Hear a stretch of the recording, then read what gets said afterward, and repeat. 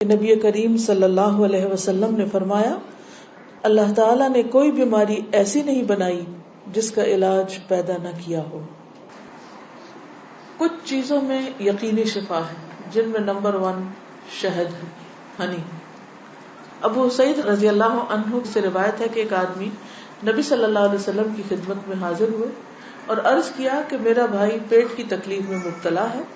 آپ نے فرمایا اسے شہد پلاؤ۔ پھر دوسری مرتبہ وہی صحابی حاضر ہوئے، آپ نے اسے اس مرتبہ بھی شہد پلانے کے لیے کہا۔ وہ تیسری بار آیا اور عرض کیا کہ میں نے عمل کیا ہے لیکن شفا نہیں ہوئی۔ آپ نے فرمایا اللہ تعالیٰ سچا ہے اور تمہارے بھائی کا پیٹ جھوٹا ہے، اسے پھر شہد پلاؤ۔ چنانچہ انہوں نے پھر شہد پلایا تو اسے تندرستی ہو گئی۔ کیونکہ قرآن مجید میں آتا ہے کہ شہد کے بارے میں کہ وہ شفا ہے، فیہ شفاء للناس۔ کلونجی میں شفا ہے۔ نبی صلی اللہ علیہ وسلم نے فرمایا سیاہ دانوں میں ہر بیماری سے شفا ہے سوائے موت کے۔ عجوہ کھجور، رسول اللہ صلی اللہ علیہ وسلم نے فرمایا عجوہ جنت کے پھلوں میں سے اور اس میں زہر سے شفا ہے۔ یعنی اگر آپ سمجھتے کہ آپ کے جسم میں آپ کا بلڈ پوائزنس ہو گیا ہے یا ویسے آپ کے اندر بہت ٹاکسنز ہو گئے ہیں تو اس صورت میں بھی آپ اس سے فائدہ اٹھا سکتے ہیں۔ نبی صلی اللہ علیہ وسلم نے فرمایا جو شخص روزانہ چند عجوہ کھجوریں کھا لیا کرے اسے اس دن رات تک زہر اور جادو نقصان نہیں پہنچا سکیں گے۔ بعض جگہ 7 کھجوروں کا ذکر ہے اور بعض اس میں چند دانوں کا ذکر ہے۔ تو اگر افورڈ کر سکے تو ایک دانہ ہی روز کھا لیں، 3 کھا لیں، 5 کھا لیں، 7 کھا لیں۔ لیکن یہ ہے کہ ایسے شخص کو اگر کوئی زہر بھی دے یا اس کو کوئی جادو کی کوشش کرے تو اثر نہیں ہوگا۔ اسی طرح برنی کھجور کی قسم ہے۔ رسول اللہ صلی اللہ علیہ وسلم نے فرمایا سب سے بہترین کھجور برنی ہے، وہ بیماری کو دور کرتی ہے اور خود اس میں کوئی بیماری نہیں ہے، یعنی شفا کا ذریعہ ہے۔ پھر زمزم۔ ابو جمرہ کہتے ہیں کہ میں ابن عباس رضی اللہ عنہ سے لوگوں کے بے قابو ہجوم کو دور رکھتا تھا۔ ابن عباس ایک اسکالر تھے، مفسر قرآن، تو لوگ ہجوم کر دیتے تھے ان پر، لیکن کچھ عرصہ نہ جا سکا۔ بعد میں جب حاضر ہوا تو ابن عباس نے مجھ سے اتنے دن نہ آنے کی وجہ پوچھی۔ میں نے عرض کیا کہ مجھے بخار ہو گیا تھا۔ ابن عباس کہنے لگے کہ رسول اللہ صلی اللہ علیہ وسلم نے فرمایا بخار جہنم کی گرمی کے اثر سے ہوتا ہے، اس لیے اسے آب زمزم سے ٹھنڈا کیا کرو۔ یعنی بخار کے مریض کو آب زمزم پلائیں بھی، ماتھے پہ پٹیاں بھی کریں، چھڑکاؤ بھی کریں، کسی بھی طریقے سے اس کو ٹھنڈا کریں زمزم کے ساتھ۔ پھر پانی سے علاج۔ نبی صلی اللہ علیہ وسلم نے فرمایا جب کسی کو بخار ہو جائے تو 3 رات سحری کے وقت اس پر ٹھنڈا پانی بہایا جائے، یعنی صبح ارلی مارننگ۔ اب یہ وقت آپ نے خود مقرر کیا ہے، اس لیے اس وقت کی پابندی کرنا مسنون طریقہ ہوگا۔ بعض اوقات لوگ خود سے خود ایسی چیزیں اپنے لیے لازم کر لیتے ہیں، وہ ٹھیک نہیں۔ پھر ہے گائے کا دودھ۔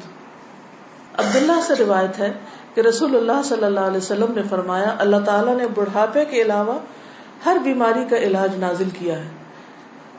گائے کا دودھ لازمی طور پر استعمال کیا کرو کیونکہ یہ ہر قسم کا درخت چرتی ہے، یعنی جو جانور مختلف درخت چرتے ہیں پھر ان کے دودھ کے اندر اس کا اثر آ جاتا ہے، یعنی وہ ایک طرح سے ان کے دودھ میں بہت ساری میڈیسنز خود بخود شامل ہو جاتی ہیں۔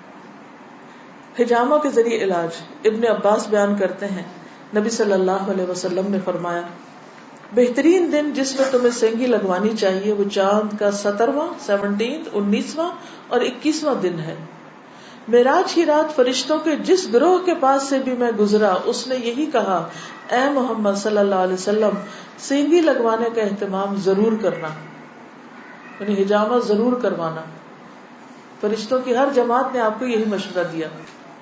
انس رضی اللہ عنہ کہتے ہیں کہ رسول اللہ صلی اللہ علیہ وسلم نے فرمایا جب تم میں سے کسی کا خون بھڑکنے لگے، یعنی بلڈ پریشر ہو جائے، بی پی ہائی ہو جائے، تو وہ سینگی لگوائے، کیونکہ خون کے جوش مارنے سے آدمی کی موت واقع ہو سکتی ہے۔ یعنی بعض اوقات بی پی کے ہائی ہونے سے انسان مر سکتا ہے۔ پھر کھمبی کے پانی میں شفا ہے۔ کھمبی جو من کی ایک قسم ہے جس کو یہ کہتے ہیں مشروم، اور اس کا پانی آنکھ کی دوا ہے۔ عود ہندی میں شفا ہے۔ ام قیس سے مروی ہے کہ میں اپنے ایک لڑکے کو لے کر حضور صلی اللہ علیہ وسلم کی خدمت میں حاضر ہوئی۔ میں نے اس کی ناک میں بتی ڈالی تھی، اس کا حلق دبایا تھا، چونکہ اس کو گلے کی بیماری ہو گئی تھی. آپ نے فرمایا تم اپنے بچوں کو انگلی سے حلق دبا کر کیوں تکلیف دیتی ہو؟ یہ عود ہندی لو، اس میں 7 بیماریوں کی شفا ہے.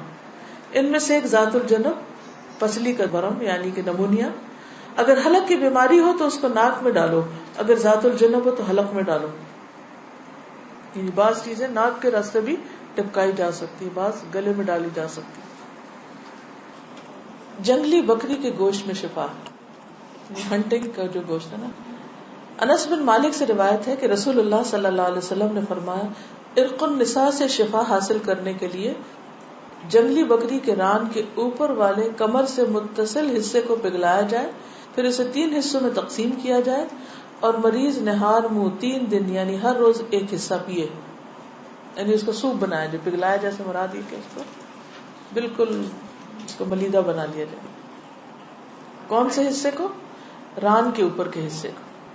تلبینہ. عائشہ رضی اللہ تعالی عنہا بیمار کے لیے اور میت کے سوگواروں کے لیے تلبینہ پکانے کا حکم دیتی تھی اور فرماتی تھی کہ میں نے رسول اللہ صلی اللہ علیہ وسلم سے سنا ہے کہ تلبینہ مریض کے دل کو سکون پہنچاتا ہے اور غم کو دور کرتا ہے. مہندی. سلمہ ام رافع جو رسول اللہ صلی اللہ علیہ وسلم کی آزاد کردہ باندی ہیں فرماتی ہیں کہ نبی صلی اللہ علیہ وسلم کو زخم ہوتا یا کانٹا چبھتا تو آپ اس جگہ مہندی لگاتے. اور آخری بات یہ کہ پرہیز علاج سے بہتر ہے.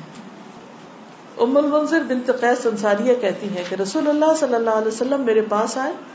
آپ کے ساتھ علی رضی اللہ عنہ بھی تھے جو ابھی ابھی بیماری سے صحت یاب ہوئے تھے. کچھ نیم پختہ کھجوریں جو پک گئی تھی لٹکی ہوئی تھی.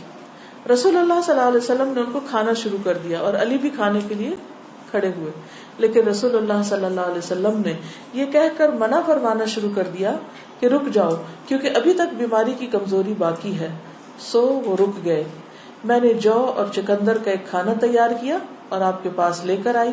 رسول اللہ صلی اللہ علیہ وسلم نے فرمایا علی یہ کھاؤ، یہ تمہارے لیے زیادہ مفید ہے. یعنی بیمار کو کچھ چیزیں کھانی چاہیے اور کچھ نہیں کھانی چاہیے. تو اس لیے حکم کیا ہے کہ علاج کرتے رہو. اللہ نے کوئی بیماری ایسی نہیں رکھی جس کا علاج نہ رکھا ہو سوائے موت اور بڑھاپے کے. اسی طرح معالج کو دکھانا چاہیے. جابر بن عبداللہ سے روایت ہے کہ رسول اللہ صلی اللہ علیہ وسلم ایک بیمار کی تیمارداری کے لیے تشریف لے گئے اور فرمایا تم لوگ اس کے لیے کوئی طبیب کیوں نہیں بلاتے؟ انہوں نے کہا اللہ کے رسول صلی اللہ علیہ وسلم آپ بھی ہم کو یہ حکم دیں گے، یعنی آپ بھی کہتے ہیں کہ ہم طبیب کو بلائیں. آپ نے فرمایا اللہ تعالیٰ نے جو بیماری اتاری ہے اس کی دوا بھی نازل کی ہے. تو طبیب یا معالج کو دکھانے کا حکم کیوں ہے؟ اس لیے کہ وہ صاحب علم ہے، صاحب تجربہ ہے، اس کے پاس ایکسپیرینس ہے. تو جب انسان کو کسی بھی چیز کے بارے میں علم نہ ہو تو حکم کیا ہے قرآن کا؟ فَاسْأَلُوا أَهْلَ الذِّكْرِ إِن كُنتُمْ لَا تَعْلَمُونَ. جاننے والوں سے پوچھو اگر تم نہیں جانتے، چاہے کوئی دنیاوی مسئلہ ہو یا کوئی دینی مسئلہ ہو. پہلا کیا ہے؟ توکل، اللہ پہ بھروسہ کہ شفا مجھے دے گا تو وہی دے گا، اور جو بھی کچھ کرے اس میں یہ نہ سمجھے کہ اس چیز کے اندر کوئی چیز ہے وہ اللہ ہی نے ڈالی اس وقت. دوسری چیز ہے دعا کرنا، دعاؤں سے علاج. تیسری چیز صدقہ کرنا. کوئی بیماری آئے تو صدقہ کیا جائے. ہمارے عام طور پر کالے بکرے کا صدقہ کیا جاتا ہے، تو اس کے لیے ضروری نہیں آپ چاہے بکرے کا کریں، چاہے مرغی کا کریں، چاہے کسی چڑیا کا کریں، چاہے کوئی بھی صدقہ کریں، چاہے کھانے کی چیز کا کریں یا کوئی کپڑے کا یا کسی بھی شکل میں.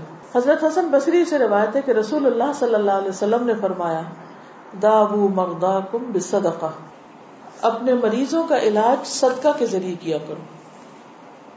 یعنی آپ کو کوئی تکلیف ہوئی فوراً جا کے صدقہ نکال دیں. تیسری چیز کتاب اللہ سے علاج، یعنی قرآن مجید شفا ہے. اور یہ کہاں سے پتہ چلتا ہے؟ خود قرآن مجید سے ہی پتہ چلتا ہے. وَنُنَزِّلُ مِنَ الْقُرْآنِ مَا هُوَ شِفَاءٌ وَرَحْمَةٌ لِّلْمُؤْمِنِينَ وَلَا يَزِيدُ الظَّالِمِينَ إِلَّا خَسَارًا. اور ہم قرآن میں جو کچھ نازل کرتے ہیں وہ مومنوں کے لیے تو شفا ہے اور رحمت ہے، مگر ظالموں کے خسارے میں ہی اضافہ کرتا ہے. تو قرآن مجید میں جو کچھ ہے وہ سارے کا سارا شفا ہے. لیکن یہ جو کسی پہ خود سے پابندی خود ساختہ لگا دینی ہے نا کہ 300 بار پڑھو یا 1000 بار پڑھو یا رات کے وقت پڑھو یا صبح کے وقت پڑھو یا عشاء کے بعد پڑھو، وہ بعض اوقات لوگوں کو بلا وجہ کی مشقت میں مبتلا کرنا ہوتا ہے. اور نبی صلی اللہ علیہ وسلم کی سنت سے اس کا کوئی ثبوت نہیں کہ آپ نے صحابہ کو کوئی خاص نمبر بتایا ہو اور یہ کہا ہو کہ یہ اس وقت میں بیٹھ کے پڑھو یا اندھیرا کر کے پڑھو یا پانی کے کنارے پہ جا کے بیٹھ کے پڑھو. یہ پھر خود ساختہ پابندیاں ہو جاتی اور لوگ بھی ڈرنے لگتے ہیں کہ اگر یہ 41 دن نہ پڑھی یہ چیز تو کام نہیں ہونے کا. نہیں، اللہ تعالیٰ تو ایک دفعہ سے بھی سنتے ہیں. لا الہ الا انت سبحانک انی کنت من الظالمین. اصل چیز ہے کہ اخلاص اور شوق کے ساتھ انسان پڑھے. صرف اس کو ایک رٹو طوطے کی طرح رٹتے رہتے ہیں، پڑھتے رہتے ہیں، نہ کوئی یقین ہوتا ہے، نہ کوئی روح ہوتی ہے اور نہ ہی کوئی سمجھ ہوتی ہے کہ کیا پڑھ رہے ہیں. تو یہ ٹھیک نہیں. اسی طرح غیر شرعی علاج سے بھی پرہیز کرنا چاہیے. قیس بن سکن اسدی کہتے ہیں کہ عبداللہ بن مسعود نے اپنی بیوی کو دیکھا کہ اس نے خسرے کی بیماری کی وجہ سے تعویذ پہنا ہوا تھا. خسرہ کی بیماری معلوم ہے، جو سارے جسم کے اوپر وہ دانے آ جاتے ہیں. آپ نے اسے سختی سے کاٹا اور کہا کہ عبداللہ کی آل شرک سے بیزار ہے. ہم نے رسول اللہ صلی اللہ علیہ وسلم سے یہ بات بھی یاد کی ہے کہ بلا شبہ جھاڑ پھونک، تعویذ اور محبت کا جادو شرک ہے. یعنی کسی کو مسخر کرنے کے لیے جادو کرنا، کوئی ایسے ٹوٹکے کرنا، وہ بھی شرک میں آتا ہے. یعنی بعض خواتین ہوتی ہیں نا، وہ اپنے شوہر کا دل جیتنے کے لیے بابوں کے پاس چلی جاتی ہیں، وہاں سے کچھ عملیات کرواتی ہیں، تو یہ شرک میں آ جاتا ہے. اسی طرح کوئی چیز باندھ کے اسے گلے میں لٹکا لینا، یہ بھی درست نہیں. اس کو پڑھنا چاہیے. اور شرک یا دم جو ہے یہ سب کچھ پھر شرک میں شامل ہو جاتا ہے. اسی طرح حرام ادویات بھی منع ہے. نبی صلی اللہ علیہ وسلم نے حرام ادویات کے استعمال سے منع فرمایا ہے. ابو ہریرہ سے روایت ہے، سنن نبی داؤد. آپ نے فرمایا جس نے حرام چیز کے ساتھ علاج کیا اللہ تعالیٰ اس کے لیے اس میں شفا نہیں رکھے گا. یعنی حرام شفا نہیں دیتا، وہ مزید کسی بیماری کو بڑھانے کا ذریعہ بن جاتا ہے. آج کل آپ دیکھیں کہ کتنا زیادہ سائیڈ ایفیکٹس کے بارے میں آپ سنتے ہیں. تو بعض اوقات ایسی دوائیاں جو ایک مرض کو بظاہر کیور کرتی ہیں، وہ اپنے ٹاکسنز اور جگہوں پر اتنے زیادہ پیدا کر دیتی ہیں کہ جس سے ایک مرض جاتا ہے تو ایک اور نکل آتا ہے، وہ مکمل شفا نہیں ہوتی.